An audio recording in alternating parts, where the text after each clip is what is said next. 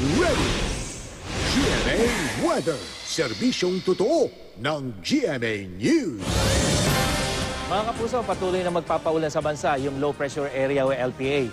Pulitong namataan ng pag-asa sa layong 440 kilometers dyan sa may silangan ng Hinatuan, Surigao del Sur. At base sa datos ng The Weather Company, magdadala ito ng mga pag-ulan o katamtaman hanggang sa kumisay malakas sa pag-ulan dyan po sa rehiyon ng Bicol bukas yan. May hinang ulan naman ang maranasan dyan sa iba pang bahagi ng Southern Luzon tulad dyan sa may Calabarzon at rehiyon ng Mimaropa. Sa Metro Manila, di gaya ng naranasan kanina, mababa ang tsansa ng ulan sa maghapon bukas. Bahagyang tataas lamang yan pagdating ng gabi. Sa Visayas, sa eastern section pa rin magiging mas maulan, lalong-lalo na sa umaga, pero asahan din mga pag-ulan sa ilang bahagi. Sa hapon naman, asahan ang ulan dyan sa northern Mindanao, sa rehiyon ng Caraga hanggang dyan sa Davao Region.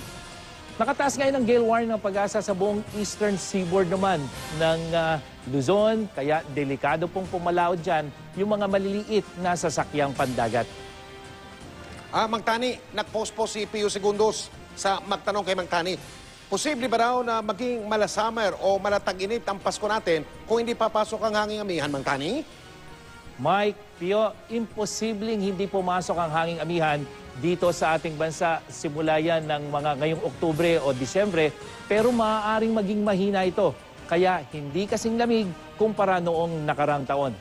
Mataas pa rin kasi ang tsansang magka-El Nino bago matapos ang taon. Ayon yan sa International Research Institute, nasa 68% ang posibilidad nito. Pero hindi naman magiging malatag-init ang darating nating Pasko. Yan ang latest mula sa GMA Weather. Ako po si Nathaniel Cruz.